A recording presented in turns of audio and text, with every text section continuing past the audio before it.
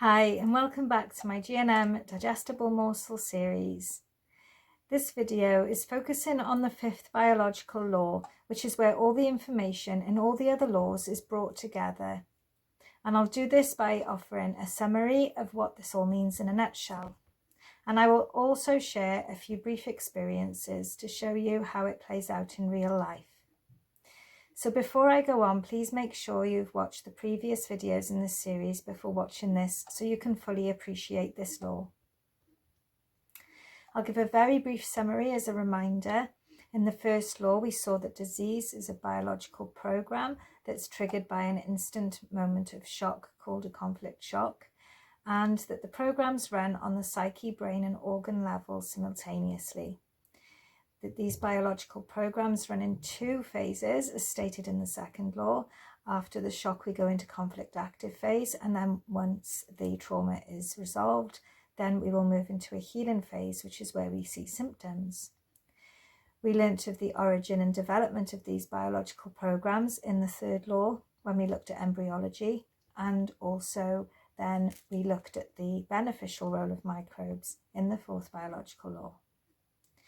So as I just mentioned, the fifth law brings all this together, and it's known as the quintessence of GNM, which actually means the fifth and highest element. And the law states this: every so-called disease is part of a biological special program of nature created to assist an organism, human and animals alike, during unexpected distress and comprehensible in the context of our evolution. So let's look at what this means. Well, first of all, it means that everything that we understand about our bodies, about health and about medicine is understood from an incorrect perspective that does not obey the laws of biology, and that most is based upon assumption and hypothesis. This means that anyone who offers health information and advice who is not GNM aware is looking at studies, research and experiences from a different paradigm, and therefore they are likely misinterpreting the information as they believe the body malfunctions and needs intervention. When this information is looked at through the biological laws, the interpretation of the results changes, and oftentimes so does the advice that we can glean from the information. We've already covered some of the misconceptions of conventional science, which I will stress does not possess official laws to follow. This means that anyone can make a hypothesis theory out of anything, as it does not need to follow any law. So it is no surprise then that things have become so misconstrued. So we have seen that disease is not a malfunction, but a mean and survival mechanism in the first law. We have seen that symptoms are not bad. They're actually a sign of good health, that our body is healing and that it's working as it should. We have seen that our body will not go astray. It knows what to do, and it'll heal itself as described in the second law. We've seen how we are not simply physical meat bags separate to each other, but we are perfectly and divinely connected to each other and to nature. We have seen how finely tuned our bodies are with such divine wisdom, and that this reflects the development of life itself on the planet in the third law. We have already seen how microbes are not our enemy. In fact, they are an essential part of our healing. Neither are they contagious, as stated in the fourth law. Now that was a big revelation. So let's look at some more conventional beliefs that are based upon assumption or hypothesis.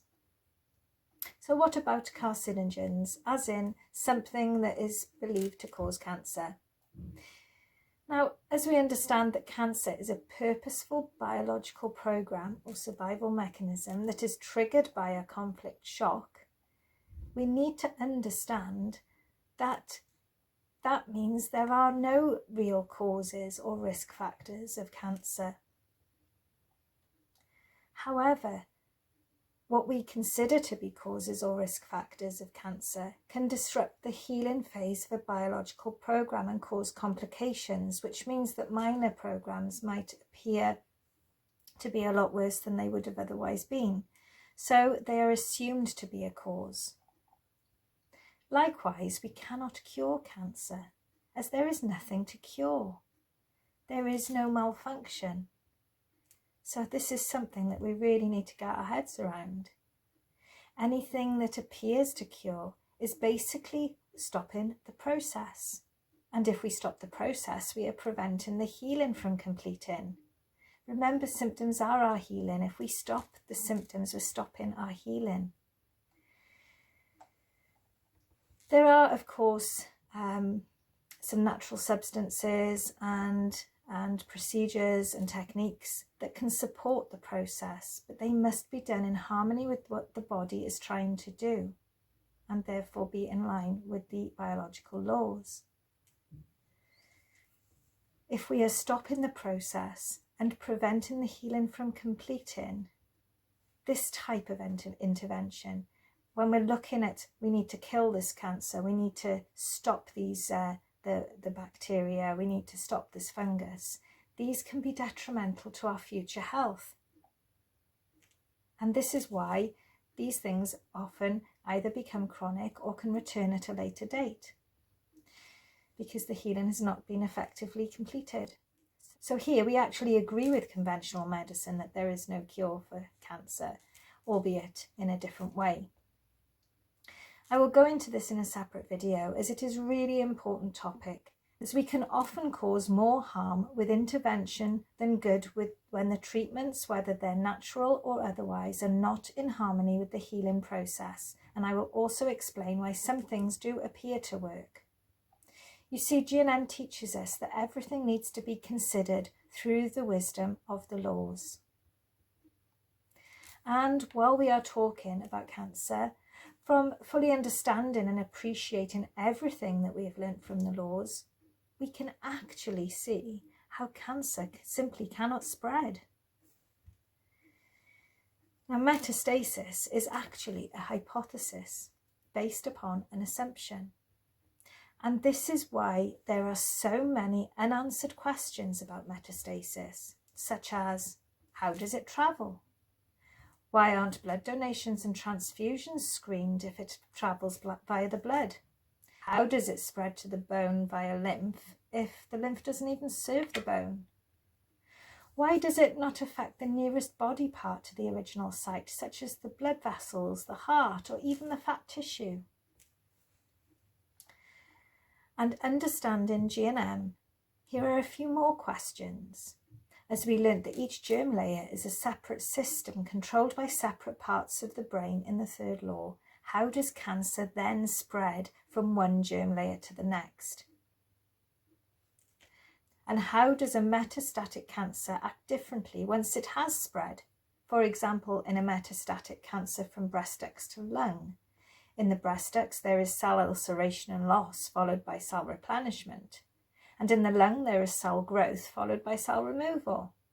So if it were the same disease that has travelled there or spread, wouldn't it act the same? You'd think it would. Well, what we are actually seeing in what is known as secondary cancer are new programs caused by shock, or sometimes multiple shocks, from things like diagnosis or negative prognosis, such as death fright affecting the lungs, indigestible morsel affecting the colon, territorial anger affecting the stomach or bile ducts, for example, self-devaluation affecting the bone if it is severe, or the lymph if it is moderate. And the bone or lymph affected will be that which is closest to the original site, which gives the appearance that it is spread and the assumption that it has. So we'll just have a look at a few brief cases and to see how it all plays out. First is a very simple case where I was attacked on social media for my controversial views. Now, this is something I should be used to by now. Anyway, I decided to walk away because this was escalating into a bit of an argument. For the rest of the day, I felt a lot of stress thinking, I should have said this. How can they say that when they believe this? And don't they see that they're contradicting themselves? Why didn't I say that? I'm sure we've all had that going on at some point. So anyway, I didn't sleep very well that night as I was still having these continuous thoughts. But then I began counteracting my thoughts with more positive statements about the situation, such as, I chose to walk away out of self-preservation, self-love. I send love to that person because they were obviously not in a very good place to say some of the things that they said. I began thinking positive affirmations about myself. When I woke in the morning, I decided to do a meditation so I could just completely let go of the situation and move forward. And then I felt quite positive after that. But throughout the day, my jaw, the right side of my jaw started getting really stiff and aching, and then I was getting pain right up my cheek. And I thought, oh no, am I getting an abscess or a toothache or something? Do I have to go to the dentist? But then I remembered the situation from the day before, and I realised that I'd experienced a bite conflict, as in not allowing myself to bite back. So being right-handed, the right is anyone that's not mother-child related, so it fits in with it being an acquaintance. So once I realised this, I thanked my body for facilitating my healing from this shock, and I affirmed that I was fine now, and I will allow the healing to complete. And by the evening, it was completely better. So that was a minor one. Let's look at something more serious, such as a stroke. This story involves my nan, who is an amazing lady and is now 100 years old. She lives alone, and in the first lockdown, only my uncle was allowed to see her. And I felt one day the very strong urge to go and see her. So we went down and I stayed in her front garden because she was so petrified. But she got really emotional seeing us, and she said that she hadn't seen anybody. And this was a couple of months. So it was quite emotional for us all, actually. Then within 45 minutes of us leaving, she suffered a severe stroke. And we were told that she would not likely survive, but thankfully she did. By assessing the circumstances surrounding the stroke and the biological programs involving a stroke at epicrisis, we knew for certain that we had resolved a separation conflict for her. We had actually saved her life, which I will explain in a moment. And we actually thought we had caused her stroke initially until we looked into it. And by the way, she is now recovering really well. And in the subsequent lockdowns, I have made sure she is seeing more family and had some video calls with her so it doesn't happen again. Now remember, in the second law, we learned that the length of the conflict active phase and severity of the DHS determined the length and intensity of the healing phase. This is known as the conflict mass, and if we look at the compass, it can possibly help to imagine that the blue conflict active phase is a mass of water, and therefore its height and length will determine how much needs to flood into the healing phase, and also therefore how high the epicrisis will be. In programs such as those involving coronary vessels and in those where a stroke is indicated at epicrisis, Dr. Harmer stated that in most cases, if the conflict had stayed active for more than 9 months or was particularly intense, then the epicrisis would likely be fatal.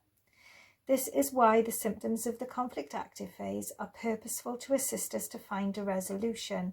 In cases where there is not a long conflict active, particularly involving these programs, it would be good advice not to resolve the conflict, but to downgrade, which is partially resolving the conflict, and I'll be going into this in a future video.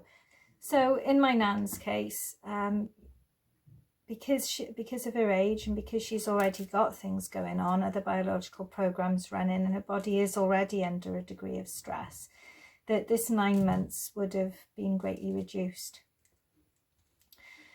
So There are a growing number of case studies on my blog website, some of which are very detailed, including my breast cancer journey from the old and the new perspective. So you can see the difference and the change in how I believe it played out. There's also an example of an empathic DHS, which is one that's experienced for somebody close. And I've also given a basic analysis of Bob Marley's cancer journey that demonstrates the devastating effect of the belief of metastasis and how it can be explained in GNM. I hope this has helped you to understand the fifth law and helped to bring it all together for you. If you are finding this video series useful, please share it with your friends and family.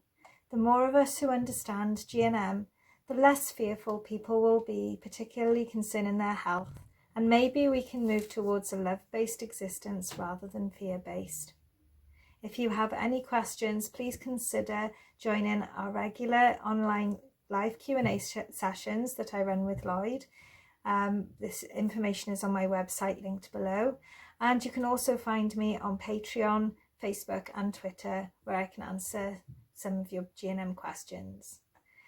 I hope you will allow me to be a part of your continued learning and discovery of German new medicine. Thank you for watching.